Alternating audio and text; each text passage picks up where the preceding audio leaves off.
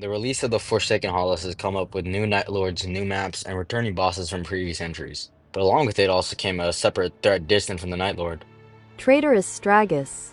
The dreglord, a pile of flesh accumulated by corpses after a long night. Naturally, this has led to a comparison between him and Heolstor, with the game itself drawing a comparison as well. So today I'll be answering, was Heolstor actually surpassed by the dreadlord, or does he remain the pinnacle of Night scaling? No. Heolstor remains the pinnacle of Night and still in a league of his own. Scholar claims that the dreadlord is only a rival to the Nightlord, with him being a character aware of the full power of the dreadlord and his weaker states, along with his narrative being that of a researcher and with his abilities and character reflecting such. We even know that he'll correct himself if he is wrong, as he does it with asserting the dreadlord is not the cause of night. If he doesn't do so, which would mean he stands by this opinion even after beating the Dreadlord. Even if you think the statement is just talking about his first phase, which it can't be given Scholar never corrects himself, and say he gets stronger in his second phase, that's just untrue, and even if it was, it doesn't matter. The Dreadlord wouldn't be getting stronger from phase 1 to 2. Now, what do I mean by this? Essentially, the power-up of his second phase would just be him using more of his full power. We know these characters don't start off at full power, as evident by Everdark Sentient Pest, Everdark Libra, Adele, and essentially every boss in FromSoft. The Dreadlord just directly showing this himself in the first half of his fight. There's nothing indicating he's getting stronger aside from him using more of his full power in a similar way other bosses do, with his name just suggesting this further, with it now being pure impulse, which would just mean he's given into his full urges, which we already know is just using your full power by embracing your mental state via Godfrey and Horror Lux, and just as gameplay reflecting this. Even playing Devil's Advocate,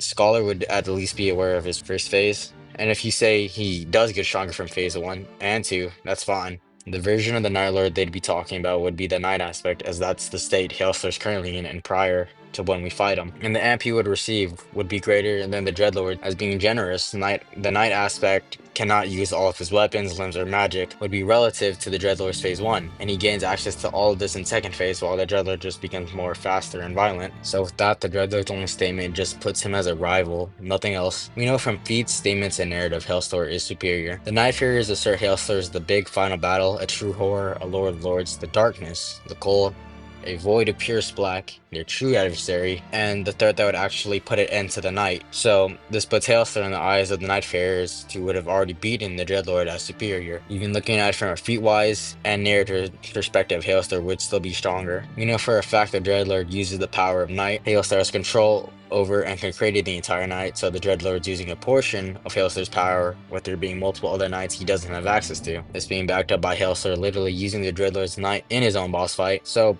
the Dreadlord can use a portion of the night while Heolstor controls the entire thing and should just naturally upscale him with him using the Dreadlord's power. And on top of this, Heolstor is the only character that can directly slice through the night. The Dreadlords and none of the other Nightlords perform a feat like this and only affect the night by changing it in some level. So with all of this, Heolstor remains the strongest in Night, no matter how you want to look at it from a feat, narrative, or statement perspective. If you think gameplay reflects the actual lore, then sure, I guess the Everdarks are stronger than Heolstor by a lot, but make sure to check out my Discord in the description and comments. If this is my last video before Christmas, then have a happy holiday, and thank you for watching.